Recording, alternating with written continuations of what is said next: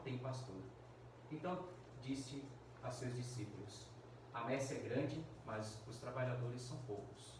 Pedi, pois, ao dono da messe que envie trabalhadores para a sua colheita. Jesus chamou os 12 discípulos e deu-lhes poder para expulsarem os espíritos maus e para curarem todo tipo de doença e enfermidades. Estes são os nomes dos 12 apóstolos. Primeiro Simão, chamado Pedro, e André, seu irmão Tiago, Filipe, filho de Zebedeu, o seu irmão João, Filipe e Bartolomeu, noivo traidor de Jesus.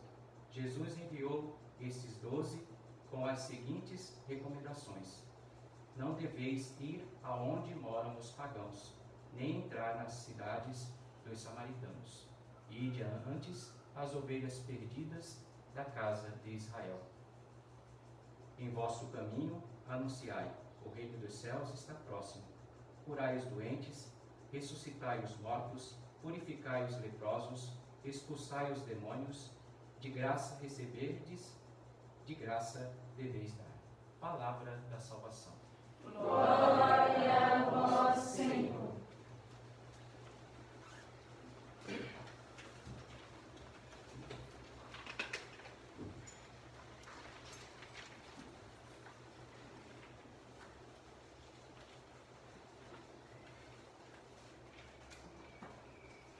Caríssimos irmãos e irmãs, hoje celebrando o 11º domingo do tempo comum, a palavra de Deus vai nos recordar, nos chamar a atenção, para a gente perceber a ação de Deus no mundo e no nosso caminho, para ver a presença constante de Deus e a sua vontade de sempre estar vindo em auxílio a nós, a humanidade, e de oferecer a sua vida, a vida de Deus e a salvação.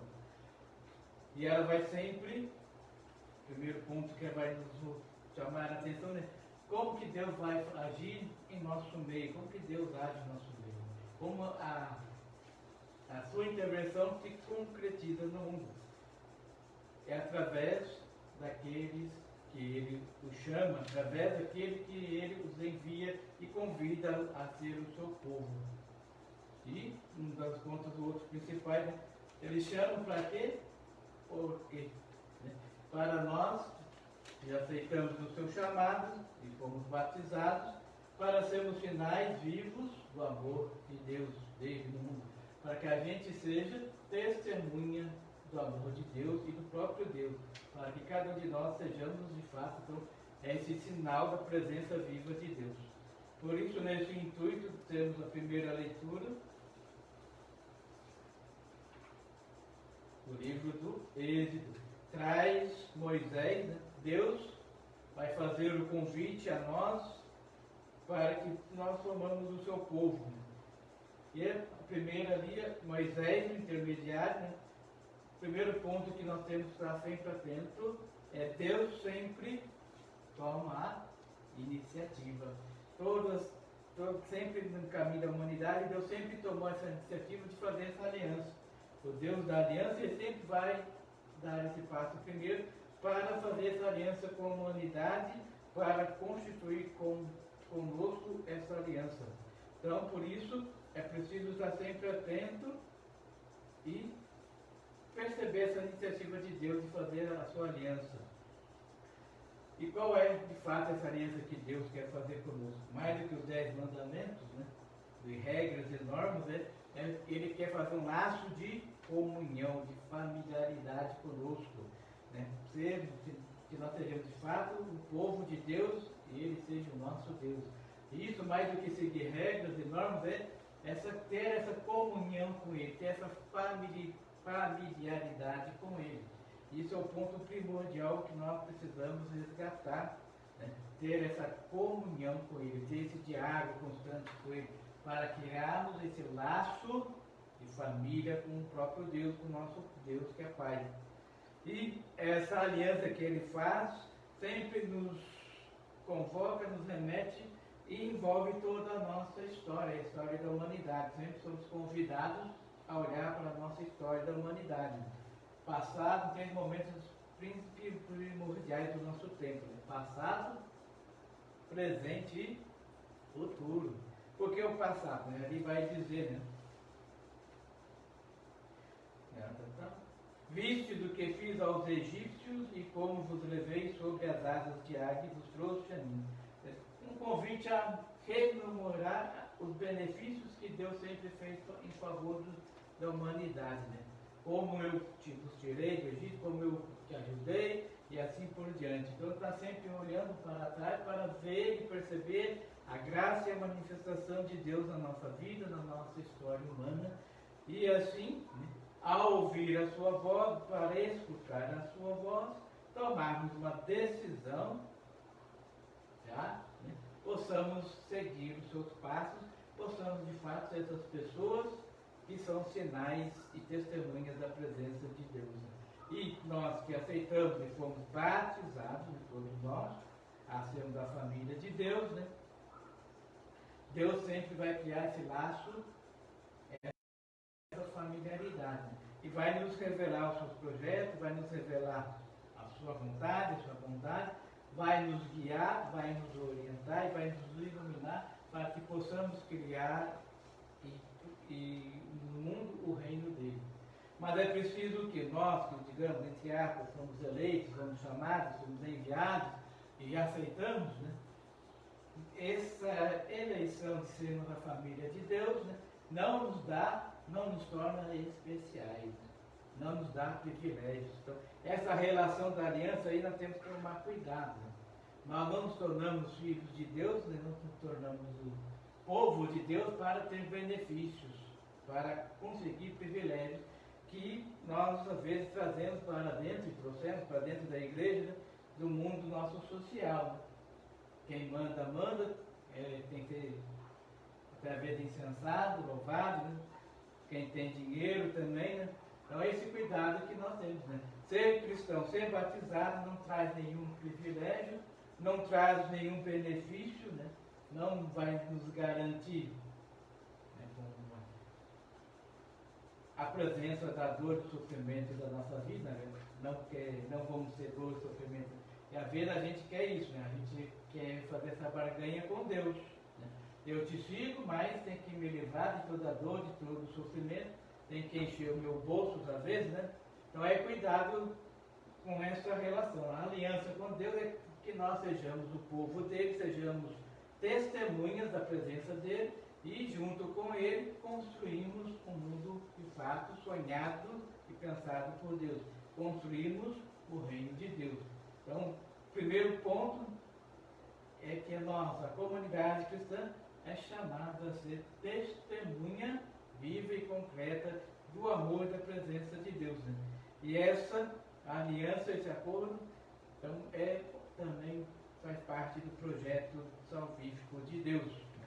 E nós que aceitamos essa aliança, tem então esse serviço e esse comprometimento primordial, né? Para que de fato Deus, não que Deus não pode, né? Mas Ele quer contar com a nossa ajuda. É através de nós que Ele quer se manifestar. Essa foi a escolha de Deus. Esses são os critérios de Deus. Né? Então essa missão de testemunhar, de ser a presença de Deus, é obra de Deus. Então nós temos que seguir os seus critérios, a sua vontade, os seus pensamentos, que é muito distante dos nossos, que são diferentes dos nossos. Né? E então é preciso estar sempre atento. Será que de fato eu estou sendo povo de Deus? O que é ser povo de Deus? É dar testemunho e ser a presença desse amor de Deus e do próprio Deus no mundo.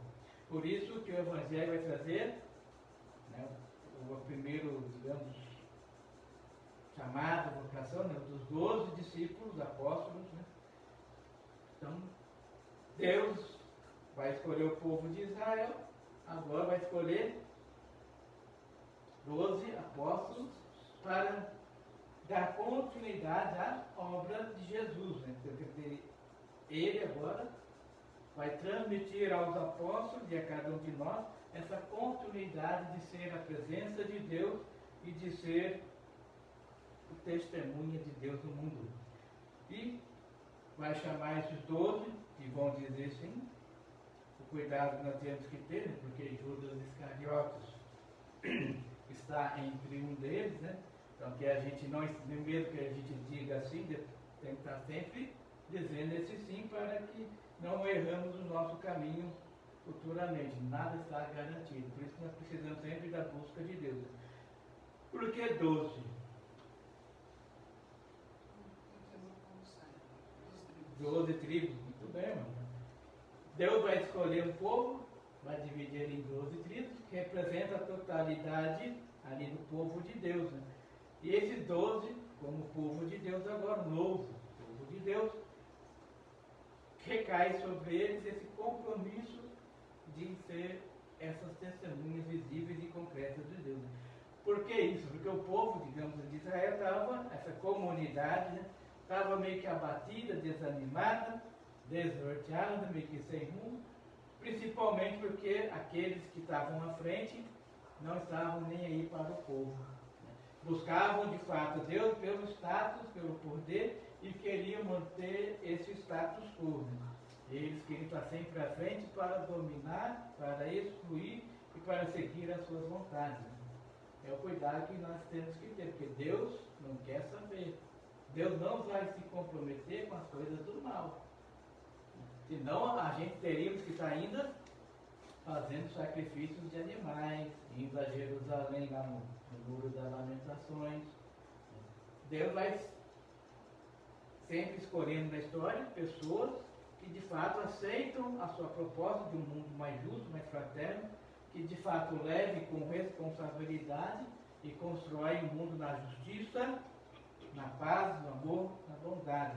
Então é preciso estar sempre atento para que a gente de fato siga fiel ao Cristo e a esse Deus, né?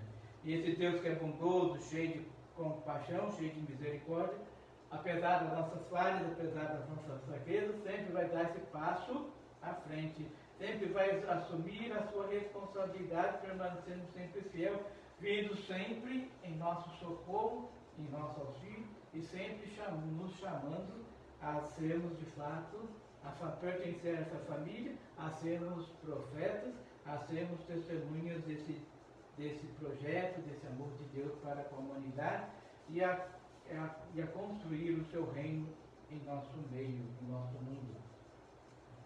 E, através de nós, nos orientando, nos iluminando, para nos guiar a um lugar onde há vida, onde há um sistema justo, solidário, que favorece a todos os seres humanos, independentemente da sua classe, da sua cor, da sua adesão política. É preciso que nós superemos esse nosso classicismo. E o que Jesus vai dizer? Trabalho é muito, a messe é grande, são poucos os operários. Então, estar atento, porque quando ele diz ali a messe, no contexto, a messe está sempre ligado, sempre ele remitir à imagem do juízo final, porque a coisa está aí. Então nós temos que tomar uma decisão, porque a coisa está aí. O juízo final é iminente. Nós não sabemos quando Deus vai voltar. Né? Então é preciso que nós, de fato, olhamos para dentro do nosso coração, para a nossa vida, será que de fato estou tomando essa decisão? Se eu já tomei ou se eu fico ainda empurrando com a barriga? Então esse é a maneira de nós queremos de pegar aquilo que é bom para mim, aquilo que eu acho que é útil para mim, e aquilo que é essencial para Deus a gente descarta, né? E assim a gente fica meio que alienado, criando uma religião de aparências, de apenas de teatro, né? Apenas rituais vazios, né? Não diz nada para nós, muito menos nem nos mostra a presença de Deus. Então é ter sempre cuidado com isso, né? A messe é grande, viu? E a messe nos remete a essa imagem do juízo, sempre remete à imagem do juízo final. Essa tomada de decisão. E o segundo ali, né?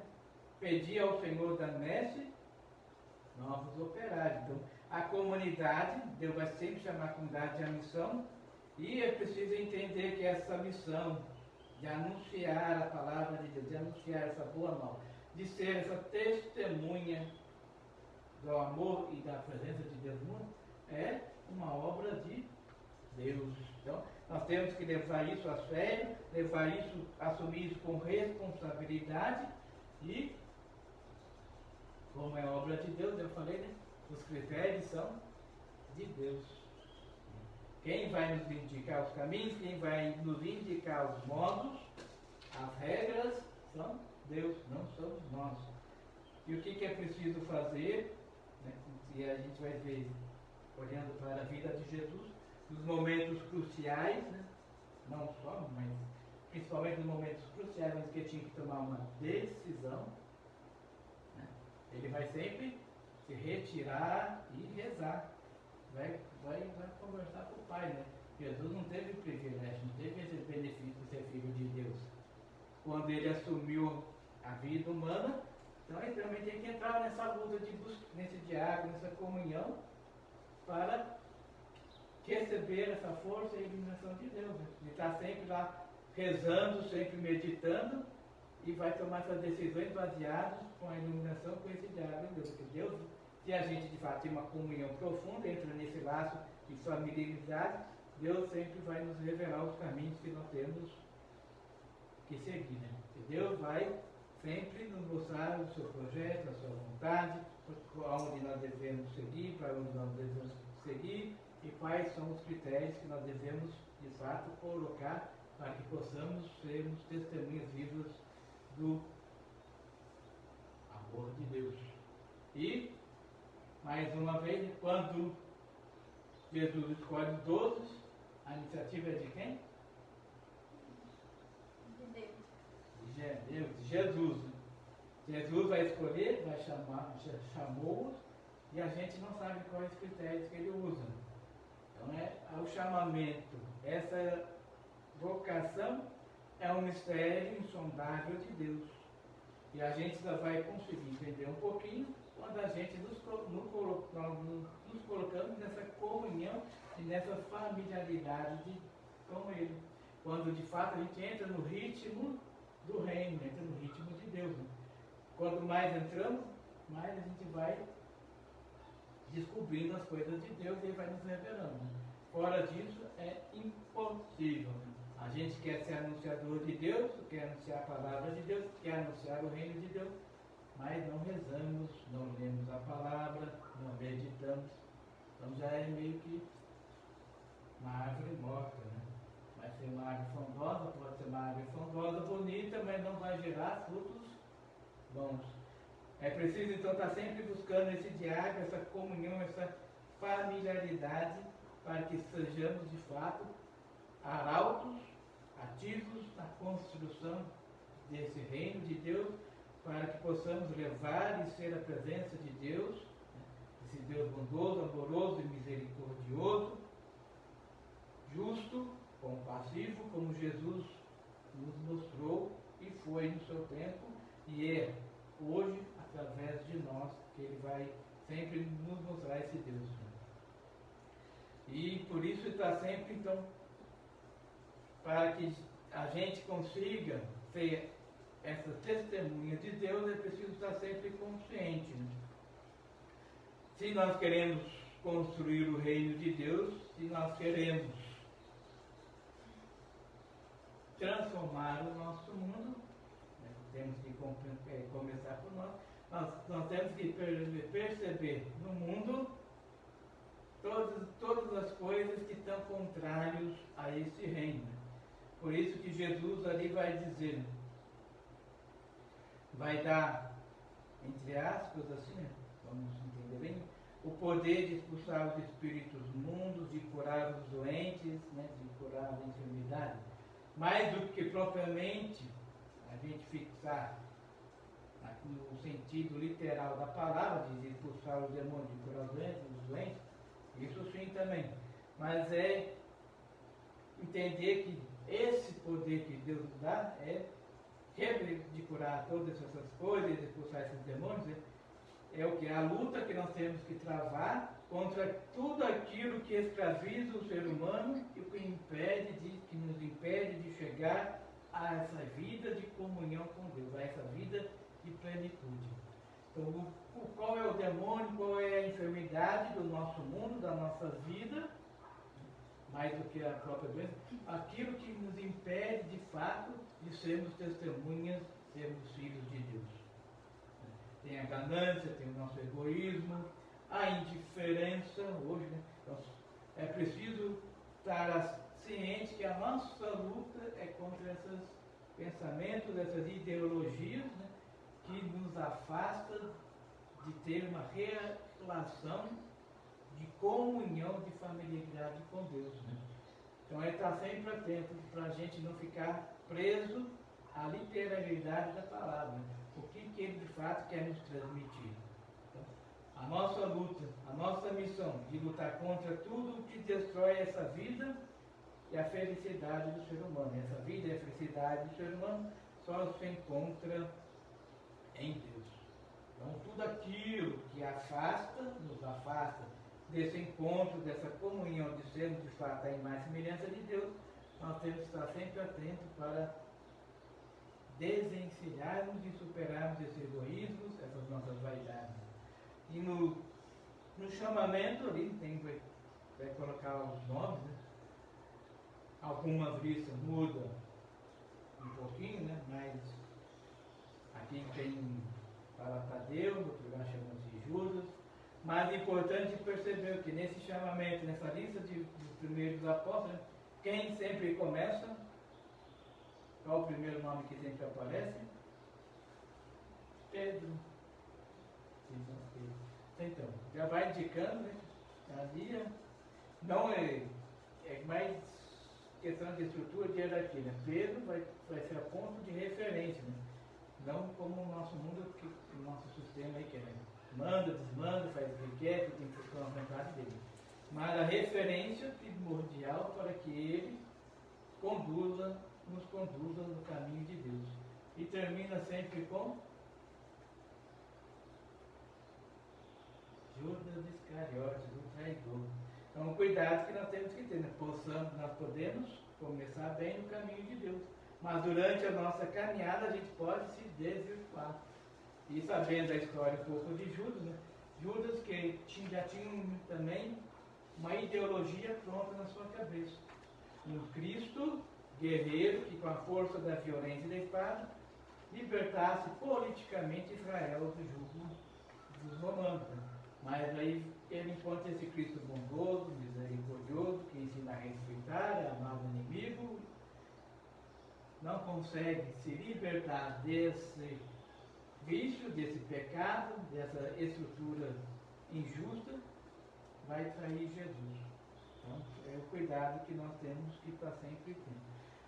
E uma coisa que a gente tem que tomar consciência onde que começa a nossa missão. O que Jesus vai dizer ali? Aonde ele deve começar a evangelizar, a anunciar? Primeiro, a casa de Israel. Então, o primeiro anúncio que nós temos que fazer é para nós, é dentro do nosso coração. O anúncio, a vivência do Evangelho começa dentro de nós. Né? Se eu não estou firme, como é que eu vou querer anunciar? Se eu não tenho claro, se eu não estou nessa busca, como que eu vou ousar a anunciar, a evangelizar o próximo? É preciso começar conosco, comigo mesmo. Né?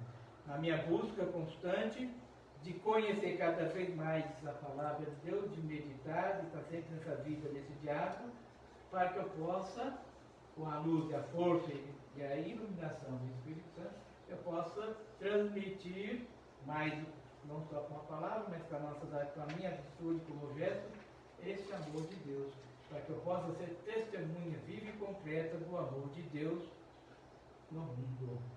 Então, é preciso começar conosco. E uma coisa importante, que a gente vai, não muito longe, esse anúncio é feito como? Como que deve ser feito esse anúncio? Na gratuidade. Né? Jesus vai nos dizer, né? Não leveis nada pelo caminho, né? Não podemos e não devemos, né, querer ganhar dividendos ou outras coisas porque estamos anunciando. Então o convite que Deus sempre nos faz. Deus, na gratuidade, nos oferece o seu amor, nos oferece a sua salvação, e na gratuidade nós temos que também transmitir uns aos outros e levar esse evangelho, essa boa notícia e a construção do reino na gratuidade. É tudo que é dom de Deus foi nos dado gratuitamente. Então, em resposta, em gratidão, temos que também transmitir na gratuidade. Não podemos querer nada com isso, porque é tudo obra de Deus e tudo é graça de Deus, e nós precisamos ainda sempre do auxílio e da iluminação de Deus. Então, esse anúncio de sermos arautos, de sermos anunciadores dessa boa nova, tem que ser feito na gratuidade, não nem satisfazer os nossos interesses. Quem nos envia, quem nos chama, sempre é Deus. Os critérios têm que ser sempre dele. Não o que eu acho, não o que eu quero, não o que eu penso, mas o que Deus quer. O que Jesus nos ensinou, o que Jesus nos mandou. É esses os nossos critérios. Por isso, já na segunda leitura, São Paulo vai nos mostrar essa gratuidade, esse amor imenso que Deus teve para conosco. Nós somos justificados por esse Cristo Jesus.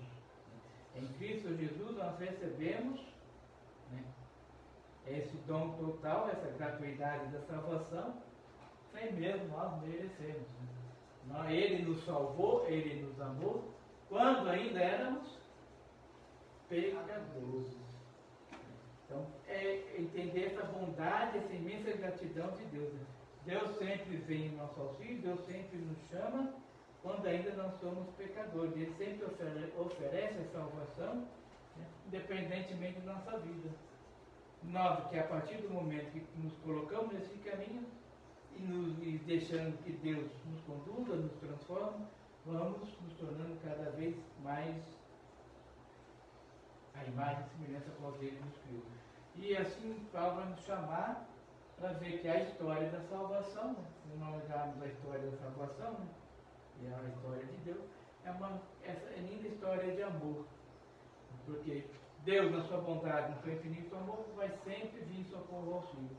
Porque Ele entende, compreende que sozinho nós nunca conseguiríamos dar testemunho e superar esse nosso egoísmo, essa nossa egocentricidade, né, de querer sempre ser maior que o outro, de ter fama, de ter status.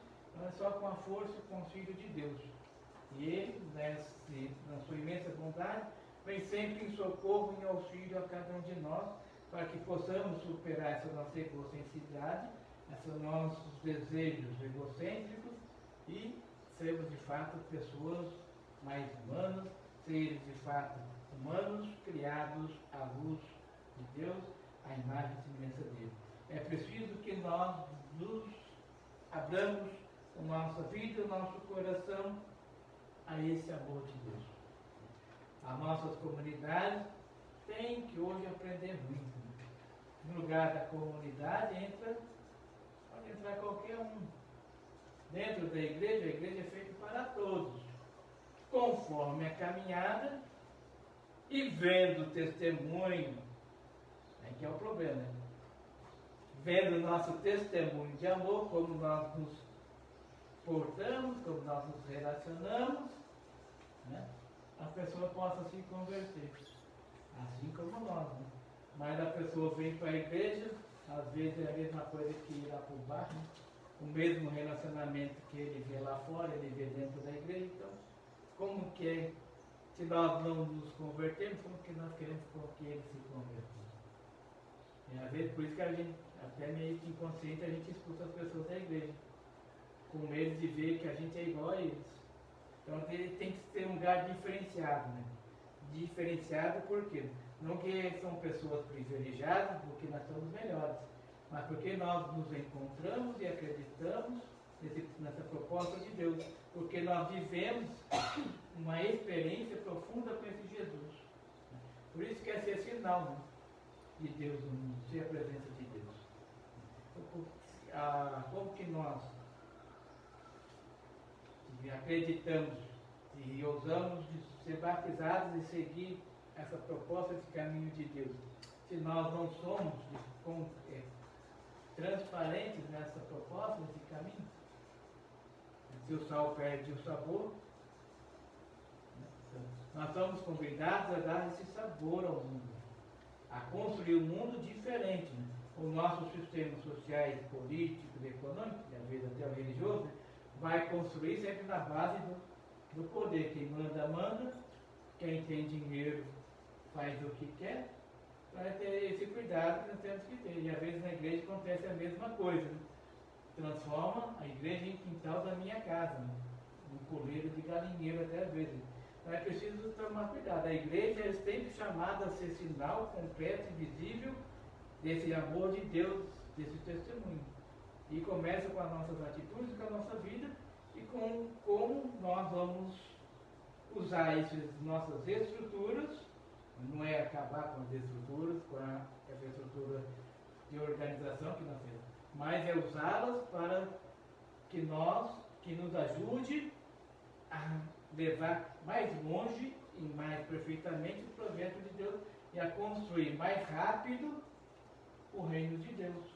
Não é para satisfazer os nossos interesses, não é para que eu tenha fama, não é para que eu seja insensato, e muito menos para que eu tenha status. Então é o cuidado que nós temos que sempre ter, refletindo sempre, olhando sempre para o passado. Foi isso que os pastores lá do tempo de Jesus fizeram. Né?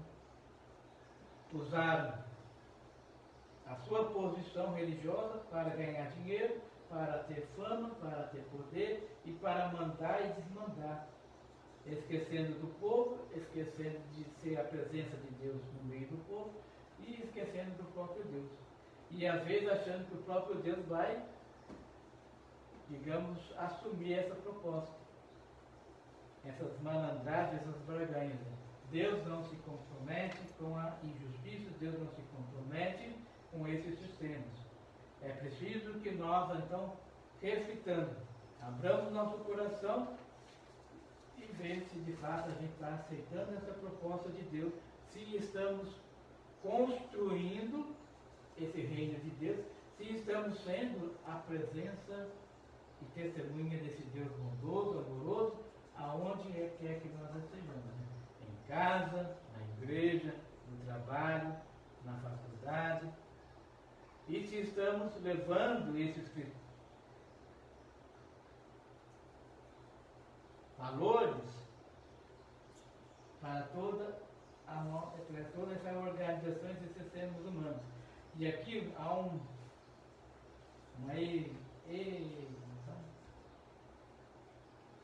uma ilusão que é achar que esses valores são religiosos, que são só cristãos. Né? Os valores do cristianismo são humanos. Essa justiça, bondade.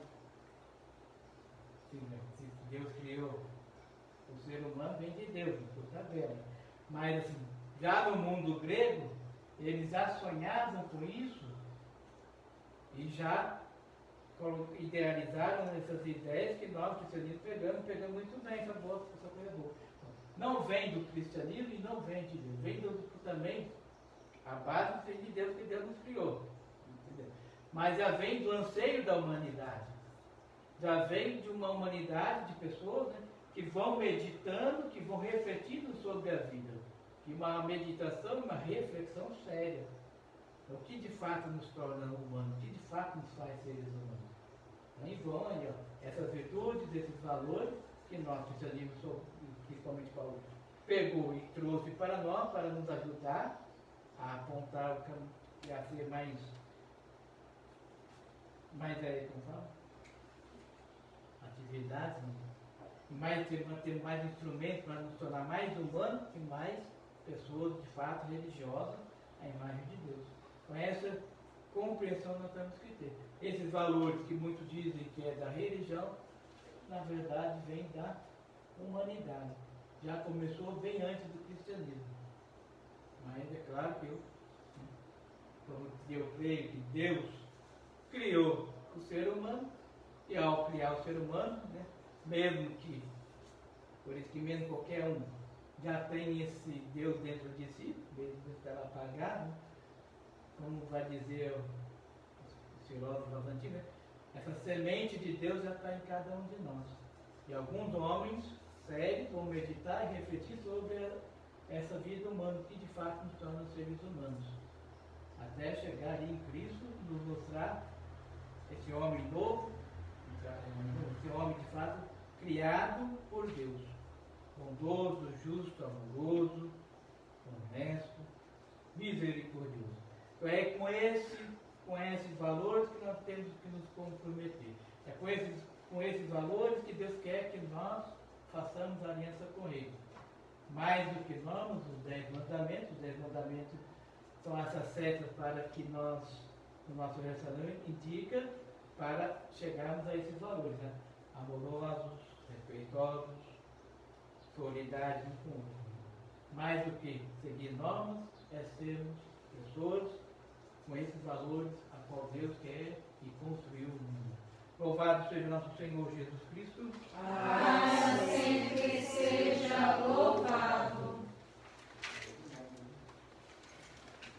Querendo nos comprometer com Deus, fazer aliança com Ele e dizer sim ao seu projeto, removemos a fé dizendo: creio em Deus Pai Todo-Poderoso, Criador do céu e da terra, e em Jesus Cristo, seu único Filho, nosso Senhor, que foi concebido pelo poder do Espírito Santo, nasceu da Virgem Maria, padeceu sob Pôncio Pilatos, foi crucificado, morto e sepultado, desceu à mansão dos mortos, ressuscitou ao terceiro dia, subiu aos céus, está sentado à direita de Deus Pai Todo-Poderoso, donde há de vir a julgar os vivos e os mortos. Creio no Espírito Santo, na Santa Igreja Católica,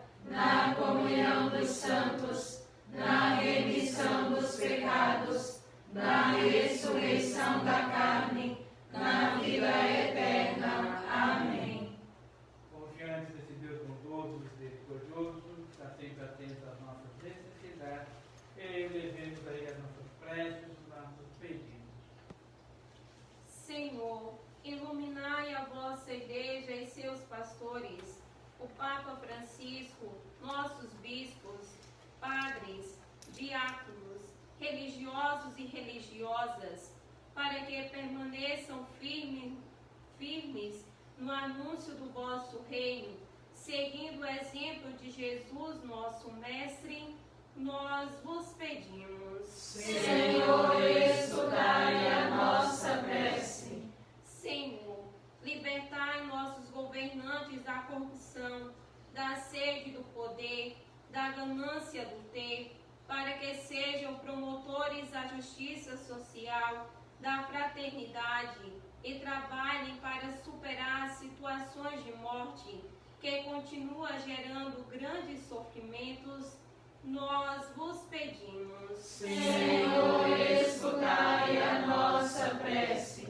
Senhor, abençoai todas as pessoas que estão a serviço do bem comum, servindo aos irmãos nas pastorais, serviços, ministérios, movimentos, organizações, instituições, para que sejam fortalecidos pelo Espírito Santo, principalmente nesses tempos de pandemia. Nós vos pedimos. Senhor, escutai a nossa prece. Senhor, atendei nossos pedidos pela saúde dos enfermos, pelos aniversariantes, pelos falecidos, pelos que pedem e se confiam às nossas orações, por todos os que nos acompanham pelas redes sociais e por todos os motivos que estão no silêncio dos nossos corações, nós vos pedimos. Senhor, escutai a nossa prece.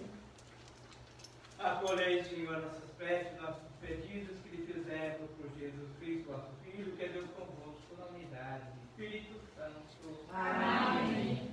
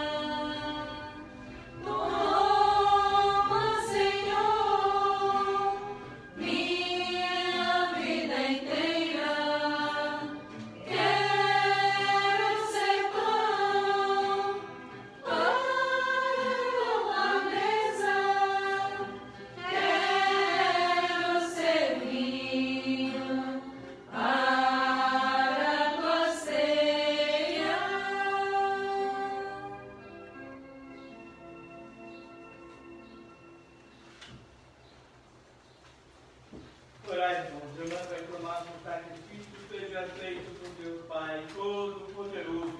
Receba, ó Senhor, por tuas mãos este sacrifício, para a glória do seu nome, para o nosso bem e de toda a Santa Igreja. Ó Deus, que pelo pão e o vinho alimentais a vida dos seres humanos e os renovais pelo sacramento, fazei que jamais falte esse sustento ao nosso corpo e à nossa alma, por Cristo nosso Senhor. Amém. Senhor, esteja convosco. Ele está no meio de nós. Corações ao alto. O nosso coração está em Deus. Demos graças ao Senhor nosso Deus. É nosso dever e nossa salvação. Na verdade, é justo e necessário, é nosso dever e salvação, dar graças sempre em todo lugar. Senhor Pai Santo, Deus eterno e todo-poderoso, por Cristo, Senhor nosso. Compadecendo-se da fraqueza humana, ele nasceu da Virgem Maria, morrendo no lenho da cruz, e nos libertou da morte, ressuscitando dos mortos, ele nos garantiu a vida eterna. Por ele os anjos celebram a vossa grandeza e os santos proclamam vossa glória. Concedei-nos também a nós associados aos seus louvores, cantando a uma só voz. Nosso Deus Senhor é santo, santo, santo. O universo criador, santo, santo. Céus e terra alegres cantam, santo, santo. E nós cantamos seu louvor. Santo é o Senhor. Lá no céu e aqui na terra, hosana, hosana. Bendito seja o Senhor, hosana, hosana. Nosso Rei e nosso Deus, hosana, hosana.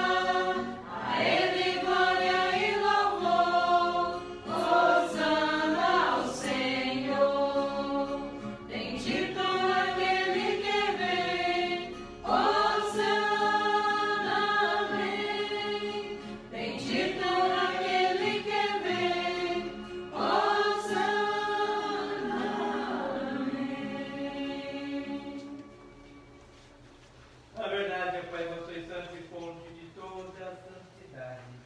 Santificai, pois, essas oferendas, derramando sobre elas os vossos espíritos, a fim de que se tornem para nós o corpo e o sangue de Jesus Cristo, vosso Filho e Senhor nosso.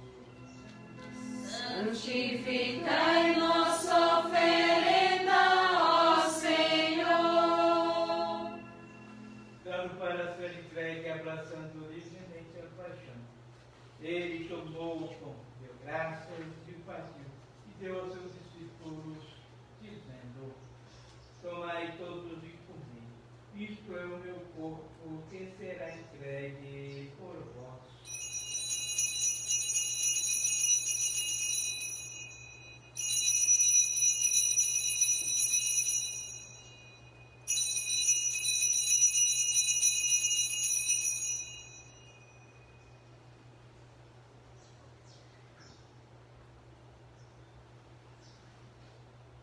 Do mesmo modo, ao fim da ceia, ele tomou o cálice em suas mãos, deu graças novamente, e deu aos seus discípulos, dizendo: tomai todos e bebei, este é o cálice do meu sangue, o sangue da nova e eterna aliança, que será derramado por vós e por todos, para a remissão dos pecados. Fazei isto em memória de mim.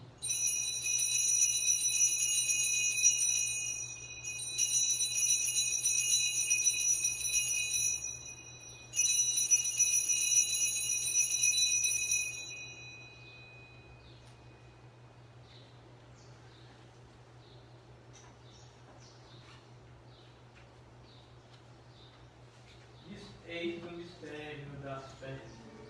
Todas as vezes que comemos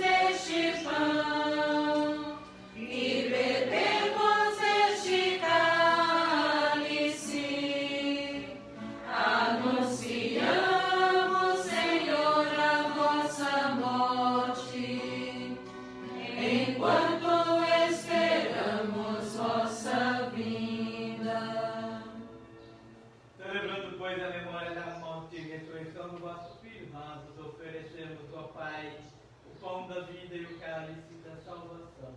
E vos agradecemos porque nos tornastes dignos de estar aqui na vossa presença e vos servir. Recebei, ó Senhor, a nossa oferta.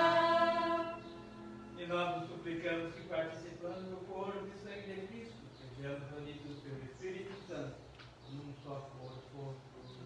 Fazei de nós um só corpo e um só Espírito. Lembrai-vos, ó Pai, da vossa Igreja, que se faz presente pelo mundo inteiro, que ela cresça na caridade com o Papa Francisco, com o nosso Bispo Joaquim Vladimir, com a irmã Agnes, que é madre deste mosteiro, e todos os ministros do vosso povo. Lembrai-vos, ó Pai, da vossa Igreja. Lembrai-vos também dos nossos irmãos e irmãs que morreram na esperança da ressurreição, e todos os que partiram desta vida, acolhei-os junto a vós, na luz da vossa face. Lembrai-vos, ó Pai, dos vossos filhos. Enfim, nós os pedimos, tende piedade de todos nós e dai-nos participar da vida eterna. Com a Virgem Maria, Mãe de Deus, com São José, seu esposo, com os vossos apóstolos, com os vossos santos apóstolos, com São Francisco e Santa Clara de Assis, e todos que neste mundo vos serviram, a fim de vos louvar-vos e glorificar-vos, por Jesus Cristo, vosso Filho. Concedei-nos o convívio dos eleitos. Por Cristo, com Cristo e em Cristo, a vós, Deus Pai Todo-Poderoso, na unidade do Espírito Santo, toda a honra e toda a glória, agora e para sempre. Amém, amém, amém, amém.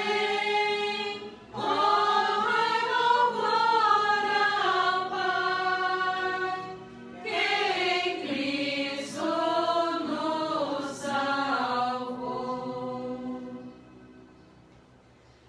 Confiantes na palavra de Deus, fiéis aos seus ensinamentos, ousamos dizer: Pai nosso, Que estais nos céus, santificado seja o vosso nome. Venha a nós o vosso reino. Seja feita a vossa vontade, assim na terra como no céu.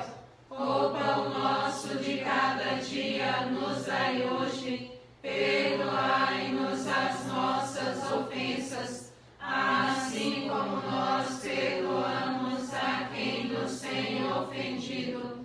E não nos deixeis cair em tentação, mas livrai-nos do mal. livrai-nos de todos os males, ó Pai, e dai-nos hoje a vossa paz.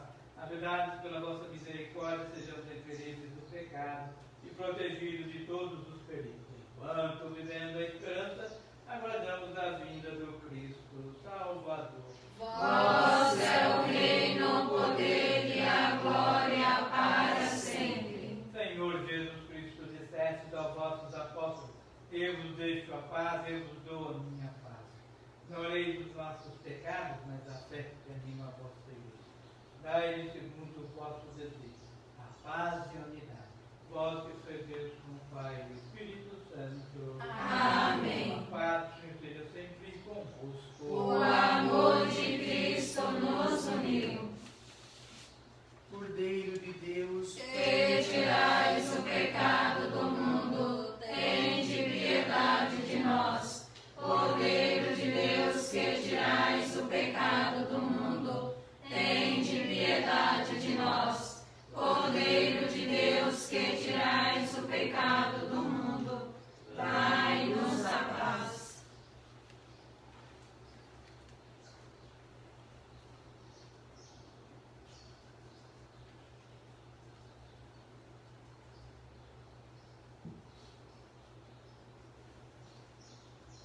Felizes nós, os convidados para a ceia do Senhor. Eis o Cordeiro de Deus, aquele que tira o pecado do mundo. Senhor, eu não sou digna de que entreis em minha morada,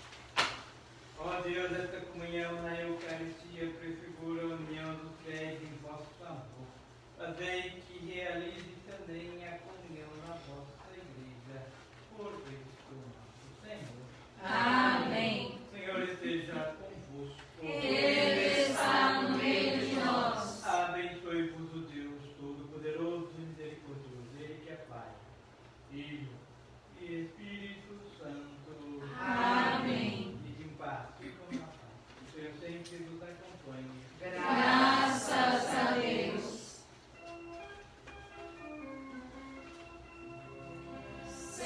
Senhora de todos os caminhos, Senhora da esperança, estrela que ilustra a caminhada, vem mostrar-nos, ó Mãe, a estrada. Maria, Mãe de Deus e nossa Mãe, caminhastes rumo ao teu